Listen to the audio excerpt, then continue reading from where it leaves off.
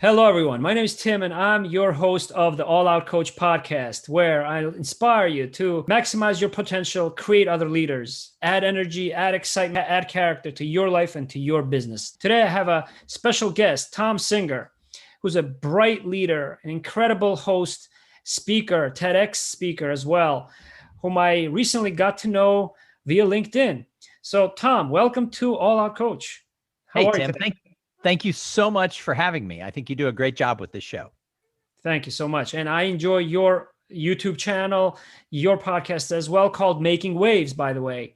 So he interviews many people who make waves. I'd like to first understand how you started to make waves early on in your career. So I kind of was a lost soul when I was young, right? Like I have some friends like you who, went on and got advanced degrees and things like that. I didn't know what I wanted to do. So when I got out of college, I worked as a wedding photographer for a long time. Just, I worked for doing events and weddings and managed a company for someone else, had my own company on the side. But when I got into my late 20s, I realized I wanted to have more of a corporate type job. So I went into sales and marketing. And it was a long run. I was very successful. I won a lot of awards. I got to go on the trips that companies had and things like that. But as I got up the career ladder, I realized my ladder was against the wrong wall and I wasn't really doing the types of things I like to do. But when you're in a sales and marketing job, you go to a lot of conferences, a lot of events, a lot of meetings. And I would watch the speakers, the authors and the people who were the professional speakers. And I can remember, Tim, sitting in a chair watching them and thinking to myself, wow, she or he, they have a better job than I do. And so I spent the next 5 or 6 years after discovering I want to do what they do, sort of crafting what it would take to be the type of leader who would be invited to speak at conferences. And so I started small. I was the marketing director for a law firm. And I started training and teaching the lawyers how to network and do sales and business development. And I essentially transformed everything into a career. And the last 12 years, most of my time has been spent speaking for companies and at association conferences. So I got to make the waves I wanted to make. You mentioned that you were able to rise up in the ranks. So I have a lot of mentors who come to my show and they speak about the importance of mentorship. Did you have mentors that you seeked out individually, or did they just come into your life? How were you able to rise up in the ranks? So I don't know that I ever asked anybody, would you be my mentor? I don't know that 25 years ago we did that. I think nowadays the younger generations are taught that. I have a couple of people that I've mentored and they sought me out. I don't know that we were taught to do that 25 years ago, but I did have a lot of mentors who came along at the right time and showed me the way to, take my own career by the horns. They made introductions for me. If I worked for them or for the same company, they were sort of my champion who allowed me to thrive in the job. So I am a huge believer in mentors and mentorship. And in fact, I talk a lot about, I have two people I mentor. I've mentored more, but two of them have stuck for about 8 years. I met them separately. They have since become friends, but they were both just out of college. And separately, both of them said, would you be my career mentor? And I remember telling both of them, I don't even know what that means, but you're always welcome to call me. And now if you flash forward 8 years, they both have very successful careers. They're in their 30s now. They're getting their lives going. They give a lot of credit to the fact that they had a mentor who helped them make some good decisions. I don't know if I did or not, but they say I did. But I joke about the fact that they just keep calling. I can't get rid of them. And I call them my fake sons to the point that my wife invites them for Father's Day. Wow. So, Wow, what a story. But so mentorship goes both ways. I get a lot out of being their mentor. I mean, they've become two of my closest friends. Yeah, once a mentor, always a mentor, right? Yeah, and early on in my career, I didn't network as well. But then over time, I learned the value out of that. But I keep on calling the same mentors that I've had. I'm making new mentors as well. But they've certainly played a big role in my career, Tom. I had a mentor who was really well known in the Austin business community. I was a young kind of up and comer, and she told me flat out that she would help me. She always took my call. She gave me advice. She introduced me to people, was a big champion. But she always told me, when you get older, you have to pay it forward. And that's why I do that. Would you say that's the best advice you've gotten from mentors that stuck? Yeah, I mean, it's certainly up there amongst the top advice. I Are there forget some who others said you it. want to share as well? There was Besides a the top gentleman when I first moved to Austin. There was a gentleman named Bob Tinsman. He has passed away many years ago now. He had been city manager of the town I lived in. He owned food manufacturing, fast food, but a frozen food, excuse me, manufacturing company.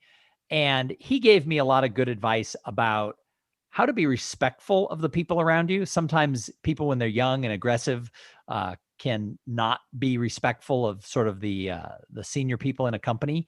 And he gave me some really good advice to always be respectful of everybody, even when you're an adversary. Yeah. That was good advice. Yeah. Respect is kind of like air. You don't know about it until it's gone, right?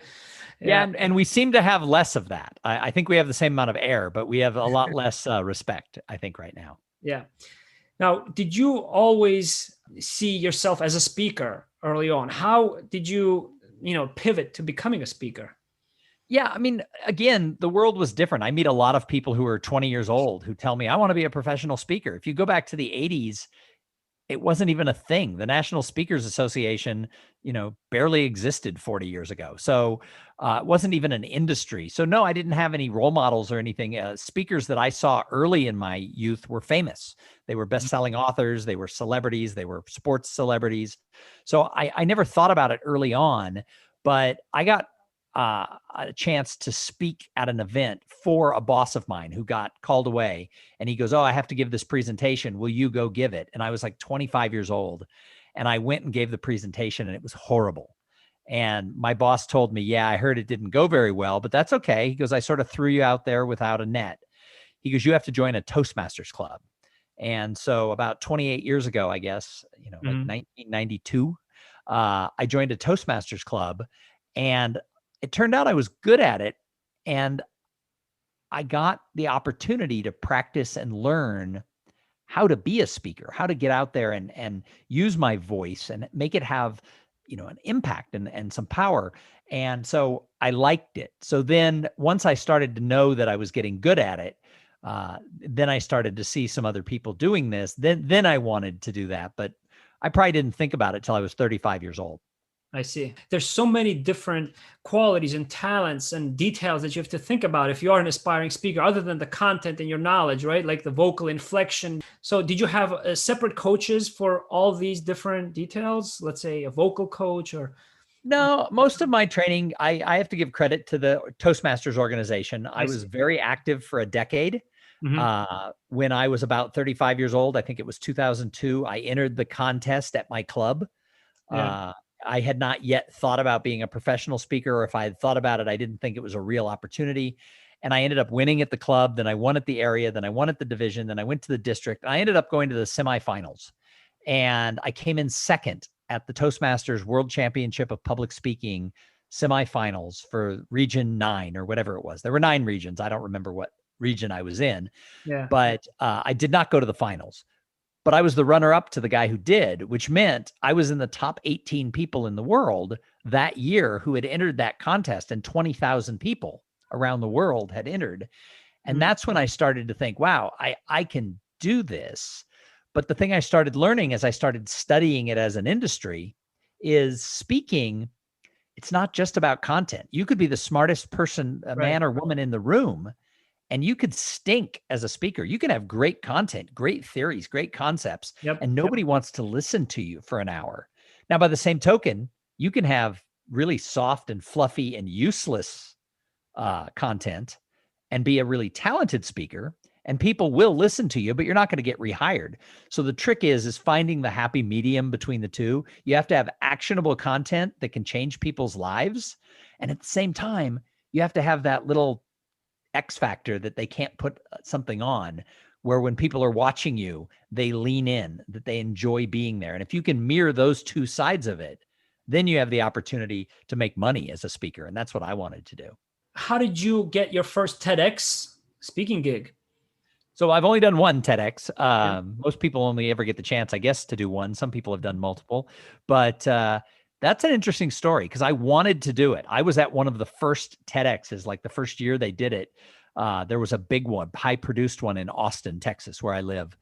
And I attended it. And I thought, this is awesome. So I started, and this is like 10 or 11 years ago, whenever TEDx really took off. And I started applying to TEDx's anywhere I could. And nobody ever selected me. And I applied for years. And then I got discouraged. And I said, well, I have other things I need to do. I guess I'll never do a TEDx. And then about 3 years ago, a friend of mine said she was on a selection committee and they were specifically looking for some people from out of town who were really good speakers. And so I applied for TEDx for a county in Kansas City, Kansas. And I think it's Wyandotte County or something like that. And I was selected. And I think I was kind of a secondary selection. I think they had picked somebody who couldn't do it because I was selected like a month out. Right. But that's okay. I wanted to do it and I got the opportunity, and it's one of the highlights. I don't get paid for it, but I've had 20,000+ views. I wish it was 20 million, but I talked about a story that was really important to me. So I was really excited to have the opportunity to do that TEDx, and it really has been something that is a highlight of my career.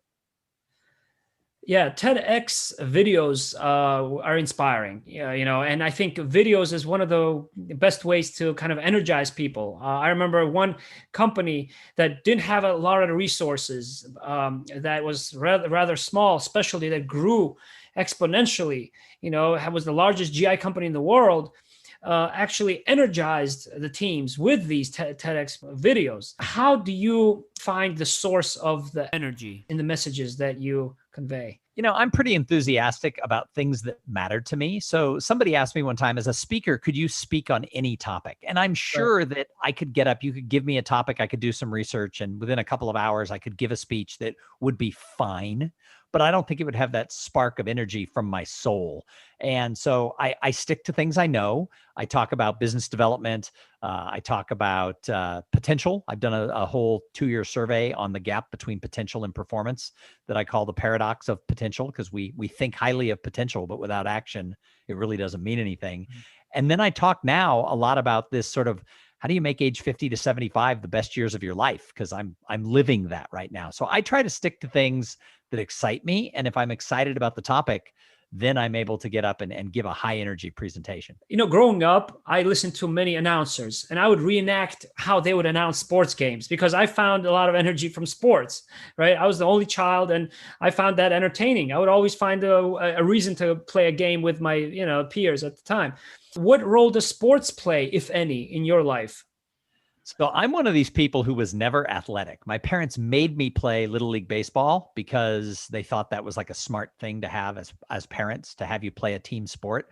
And they were probably right, but I was there's a technical term for it, kind of a lame-o. I was a fat kid. I was slow. I didn't have a lot of ambition for sports. So, I played a couple of innings in right field. But I was a friendly guy and I could tell a really good story. And so the rest of the team liked having me on their team. I kept the dugout interesting, and I could always have a good story to spin after the game. And I liked the camaraderie. I liked the people aspect and the social aspect of it. But I only played through junior high. And then I really never did anything athletic again. And I don't even watch sports all that much. Oh. But part of this reinvention at 50 is 4.5 years ago. I got sort of challenged by my daughter to run a half marathon with her, which she never ended up running. I started training and she said, yeah, I don't want to do that anymore. But I kept up with it and I lost 30 pounds. And now I run about 15 miles a week, I had never run a mile in my life before I turned 50. And so I find that pushing myself with running has been a thing that has helped me sort of re-engage and grow and learn. So I wish I had been more into sports because now I see the value of pushing yourself, pushing your body leads to you being able to push your mind. Yeah. Yeah.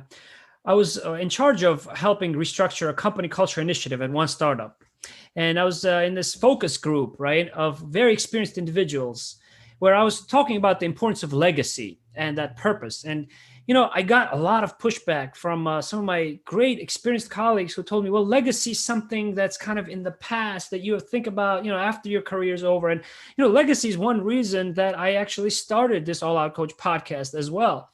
right? Because I want to transform my industry. I want to help create other leaders, because I think that we all of us can do that. And that's what really was striking about you. And that's why I wanted to interview you, Tom, because you've clearly been successful in your career, but then you reflected on yourself and became a speaker, and you wanted to really extend your boundaries, right? So how have you been able to do that now with COVID? Can you tell us a little bit about that?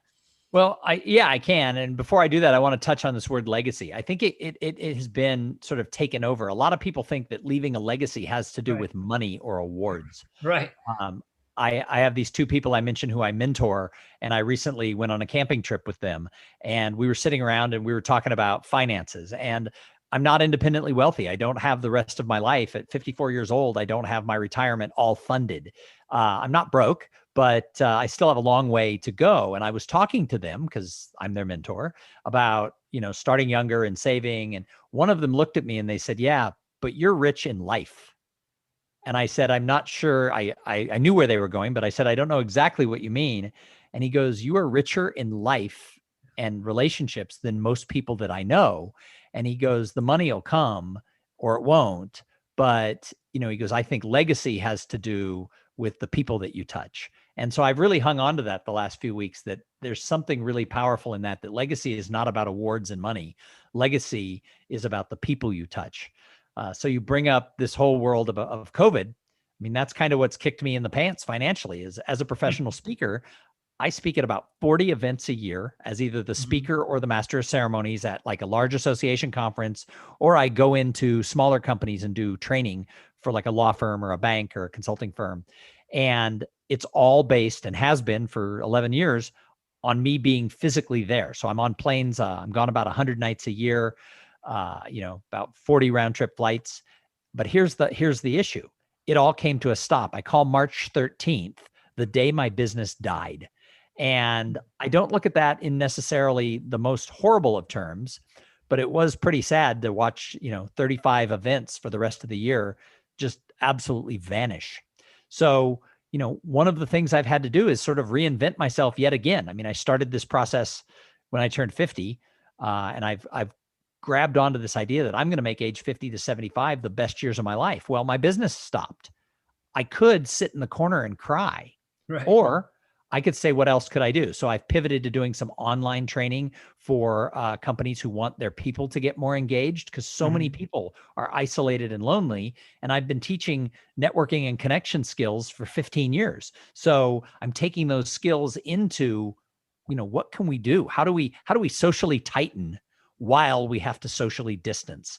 And there's a lot of things that people can do, whether they're introverts or extroverts. There's so many different digital tools. And so I'm teaching some of that. I also took a business development job with an executive search firm, a company called Stanton Chase International, which is one of the top executive search firms on the planet. And they were a client of mine. I had spoken at their executive partner meeting 4 or 5 years ago. And because I meet a lot of people and I work in a lot of different companies, they had talked to me about working for them in conjunction with keeping my speaking business. And I wasn't interested 5 years ago, but I've kept in touch. I'm friends with the gentleman who runs North America. And this year we had a meeting, and I decided that I was going to dedicate, part of my life, the next 15 years, to that industry. So I'm in the process of learning. And there's nothing better in the middle of a pandemic than every week to have to sit down for several hours and learn a brand new job. It keeps my mind really fresh, because it's the same, yet it's different from anything I've ever done. In conjunction, I'm still speaking. So being busy is part of my legacy, I think. Yeah, Isaac Newton wrote his famous theories during the London Plague. Alexander Pushkin as well, his Encyclopedia of Russian Life, right? While during the isolation too. And you can't sit back and hide and wait for it to go away, because the predictions are we're going to be in the middle of this for another 6 months to 18 months. And that's a long time. If we're doing this, where we're just having Zoom conversations for 18 months, the studies show that social skills, like how we connect with other humans, it's like muscles. If you don't work them out, they'll atrophy. So we're going to end up with a lot of people who are lonely, isolated, and awkward at dealing with other people in the business world once the world opens up again. So I am trying really hard to help myself and help other people bridge that gap. Reflecting back on my own life, hearing you making those comments, I also, have been helpful to a few people, a few companies throughout my career, I would like to think. And I speak 4 languages. I've worked for global companies, but I haven't really even scratched the surface, I think, of maximizing my potential. So I'm always looking to upskill right now, and would you say that loneliness, that, that the importance of, we at the end of the day, we do spend a lot of time alone right now. We're more distracted than ever, right? And we're more specialized than ever. So do you think that coaches are important for those reasons, or how can the next generation utilize people who have energy like you better? Are they really utilizing their opportunities? Well, yeah, and we are in unprecedented, uncertain times. There's, Right. before COVID, there was stuff written about an epidemic of loneliness. Dr. Vivek Murthy, who was the Surgeon General under President Barack Obama, has written a book called Together, which is an expansion of an article he wrote for Harvard Business Review around this epidemic of loneliness. Now you throw us into COVID, and people are much more isolated and lonely than they've ever been. The good news is, imagine, Tim, if this pandemic had come around and we had to shut the world down like we have. If this was 1997, we barely had the internet. We didn't have the ability to stream. Not everybody used email. There were no smartphones. That would have been a disaster if people had to be in their homes alone without the technology. But we now have really good, amazing technology. We have streaming. You and I are filming this on Zoom. We're able to see each other and talk and see the smile on each other's face when we're talking. Right. So now is the best time ever to go through a pandemic, because you don't have to be as lonely. But people who want to, get help, I mean, there's certainly, if you're really struggling with mental health issues, there's no stigma in getting professional help. So number one, now you can go to a counselor. You can go and see a therapist via Zoom. So that's awesome. If people, if that's the thing that they need, you have that.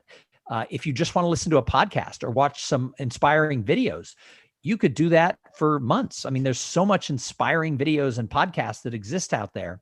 Yep. And then if you want to have that directed help for your business, for your career, where you want to hire a coach, it used to be you had to live near the right coach. And if your town didn't have a lot of choices, what could you do?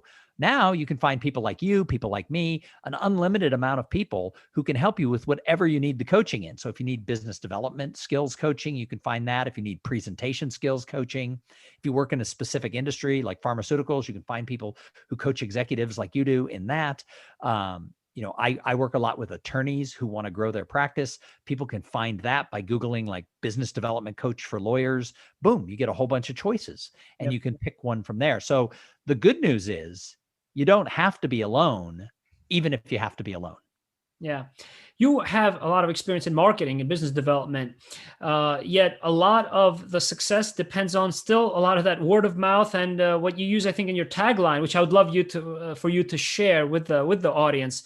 How has marketing changed, and what are some tips that you have in reinventing yourself with the new marketing opportunities now, marketing your message?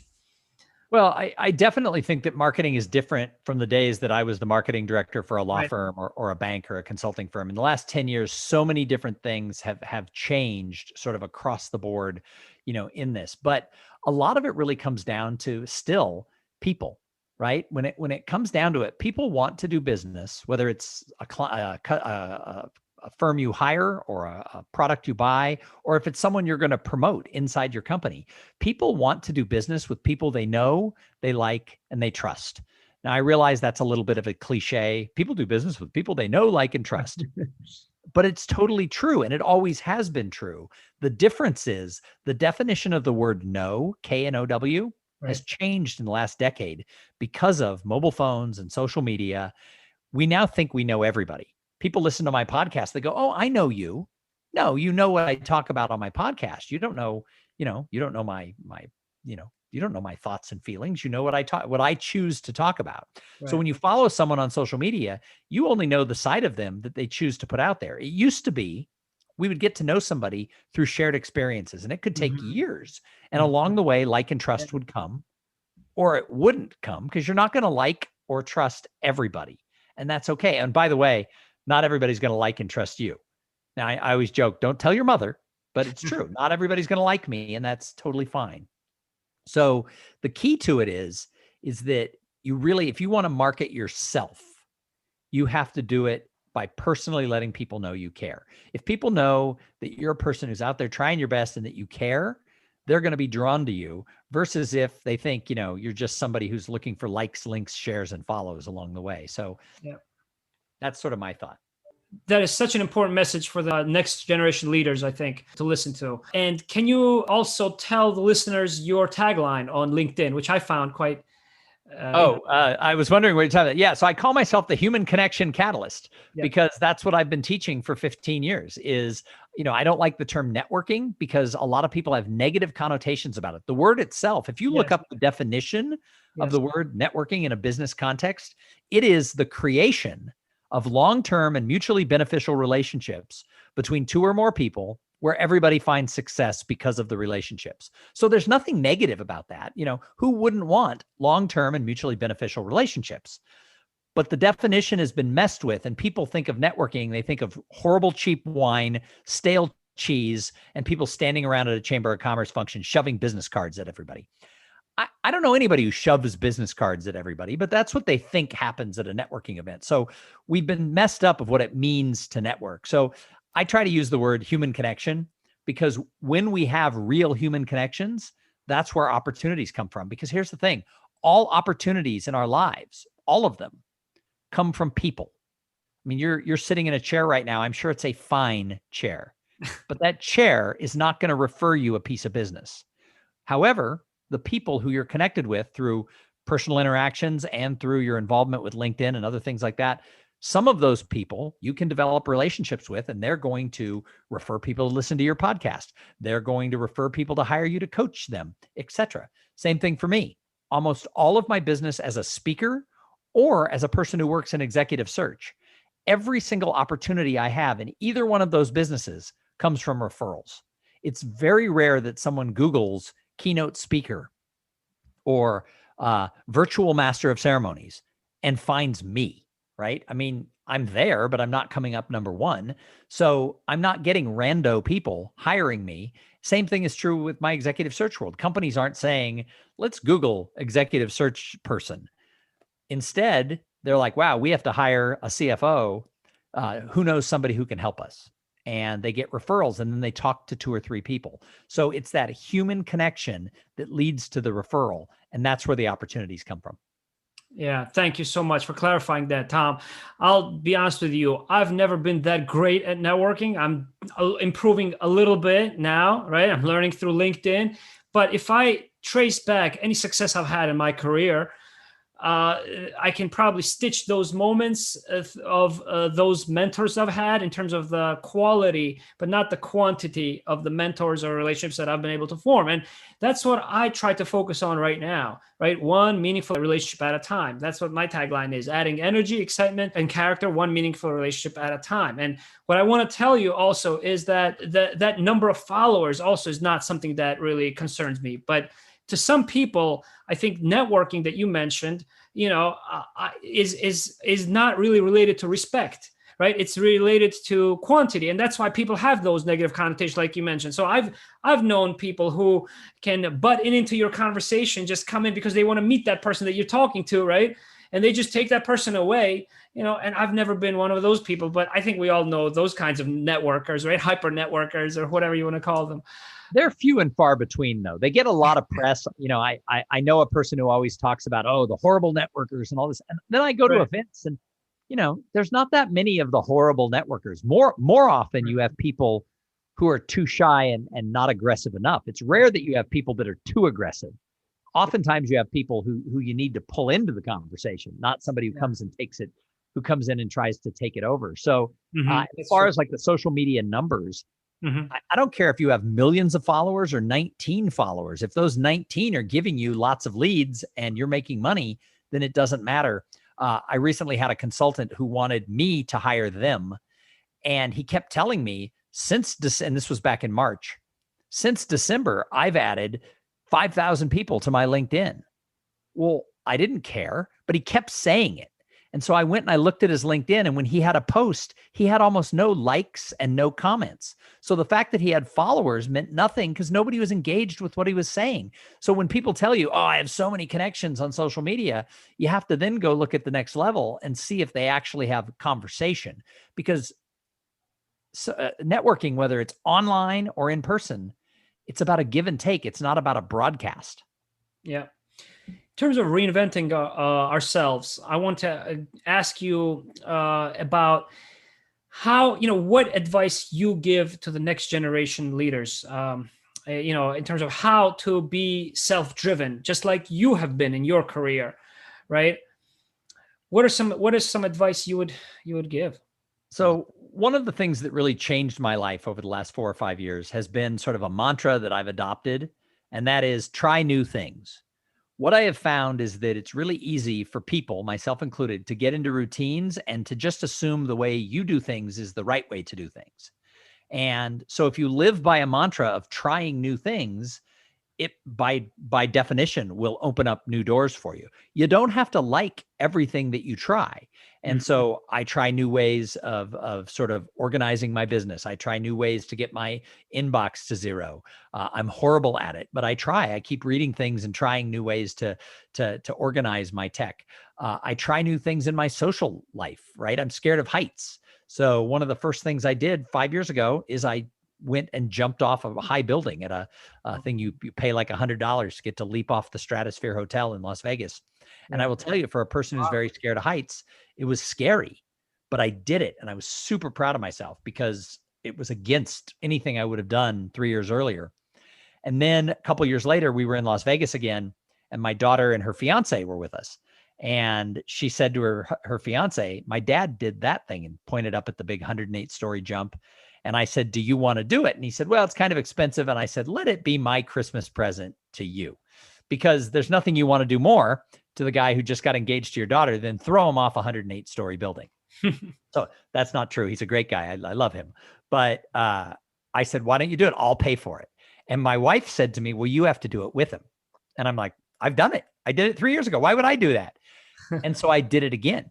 And I will tell you, it wasn't as scary or as exciting the second time. So what I've learned is that when you put yourself out there and you try things, you get a much better perspective of what things that you've tried are all about. So it turned out it was totally safe. It wasn't scary. I'm glad I did it the second time, but would I do it a third time? I don't know. I probably don't need to. So, I think that that's the best advice I can give people is don't be stuck in your ways. Another really good piece of advice comes from my father. Best advice I probably ever got. And that is be slow to anger and fast to forgive. My dad told me when I was a teenager, I used to get mad at things that would happen. Can you repeat that? Sorry, because I had a notification here. Be slow to anger and fast to forgive. So, when I was in high school, like a teenager, I'd get mad at things and I'd get it all under my skin. And my dad told me you'll have a much better life and live longer if you just don't get mad too fast. I mean, there's reasons to get mad. There's reasons to be angry, but don't jump there too fast. Make sure it's a legit thing, because so often you get really, really mad. Then you find out the person really didn't mean to hurt your feelings or whatever. And you're like, oh, it wasn't that big of a deal. And then his second thing was be fast to forgive. And he added, you don't have to forgive everybody. There are some people who will do wrong in the world. You don't have to like everybody. You don't have to forgive everybody. But when it's appropriate, forgive quickly. And I've lived by that my whole life. Yeah, it only adds unnecessary catecholamines and stress, holding grudges. I had a personal also message to a number of fellows who were graduating when I was invited to do a keynote. And I told these guys, these fellows at Rutgers School of Pharmacy who are about to start their career in the pharmaceutical industry, to be self-driven but not self-centered.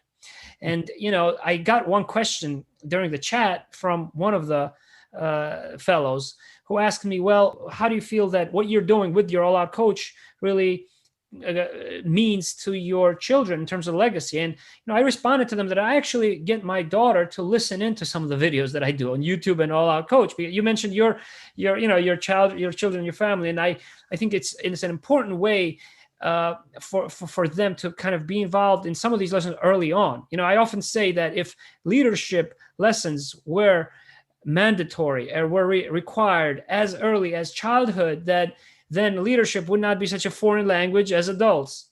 And yeah, so I shared a personal story with my daughter, who we were actually at a park, Tom, once, and somebody had dropped a $20 bill, and there was no one in the immediate vicinity, right? So I made it a point to her we picked it up, and we were kind of just looked proactively, right, for someone, and we saw there's a line somewhere near a vending stand, probably about 10 people there.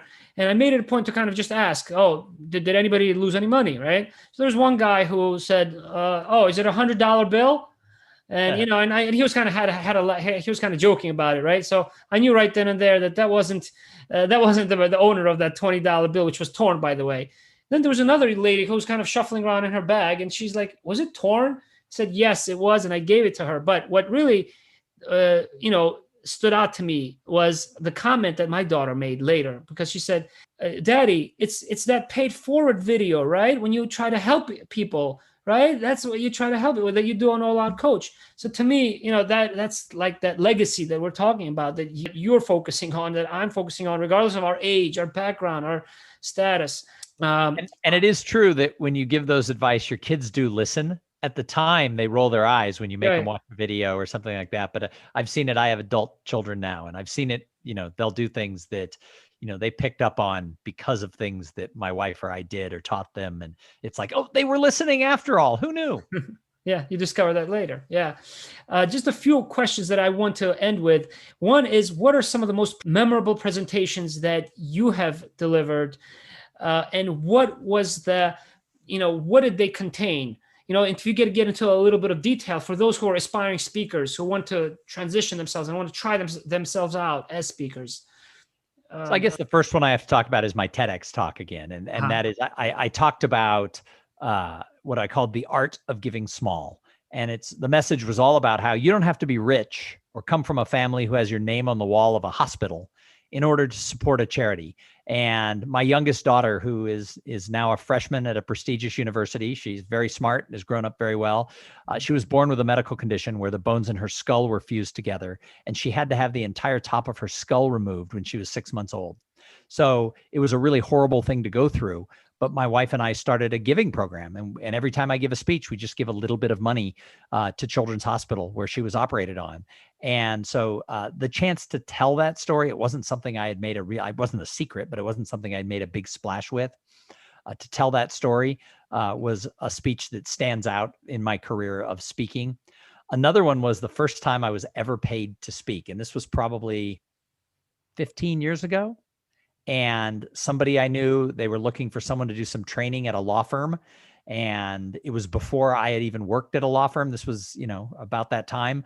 And I was paid a very low number, but it seemed like it was $1 million, because who would pay to listen to me? I forget what it was, but it was like $50 or $100. And I thought, wow, I was paid to speak and do this thing. So the first time to actually get money to speak was one that sort of stood out to me. Yeah. And then right now, I would have to say that it's the last keynote I ever gave before COVID on a live stage, just because one of my bucket list items was I always wanted to speak in Hawaii.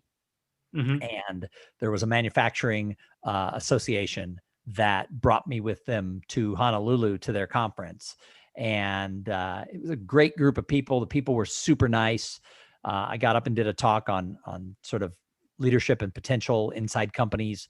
But the great part of it is that since I had to go so far, I got to spend a couple of days in Hawaii, and I hadn't been there since I was 20. And so it was a lot of fun to be able to do that. So those are three very different ones that stand out, but I've given 1,000 speeches. So, we could fill like 4 hours of me telling stories about different types of speeches. Is there one piece of advice that you would give to somebody to make their speech more memorable? What would that be? Tell stories. A lot of people think it's all about the data, and your content is important. But if you don't have stories, then it's no good. And I spoke the other day via Zoom to a law school class, And one of the questions, it was about presentation skills. And one of the questions was, well, is it better to have a forced story to start or no story? And I said, why would you have to have a forced story? Find a really good story. And they were like, well, I don't have any stories. We all have stories in our lives, in our careers, in our families. I use a lot of stories about my kids and use them as an analogy for business. So, but it's a learned skill to be able to take a story and craft it for a speech. So you can't just throw a story in, but my advice would be learn to tell a story. You mentioned kids. I've learned a lot about leadership after becoming a parent. And that's why Simon Sinek, when he defines leadership as parenting, right? Or he makes an analogy between the two. And, since my daughter and my son were born, I've also tried to kind of redefine myself a little bit, because when I was little, for example, I used to love music, right? But I would never remember one song from beginning to end by heart. As a result of becoming a parent now, I have a whole repertoire of probably 6 or 7 songs that I've learned, that I've taught them from beginning to end. So it doesn't have to be something difficult for us to stretch ourselves. Yeah. And the other thing is I have always, since my kids were little, I have adult children now, right? They're 18 and 23, but since they were little, I've always talked about them, not just in my speeches, although I do talk about them when I present, but I've always, if I'm at a dinner party or whatever, in front of them or not, I always talk up what their strengths are. I always told them I thought that they had a lot of potential, and, they heard that and they noticed it. I got criticized by somebody one time who said that, I bragged about my kids too much, or I talked about my kids too much. And my thought was, as a kid, which side of that would you want your parent to fall on?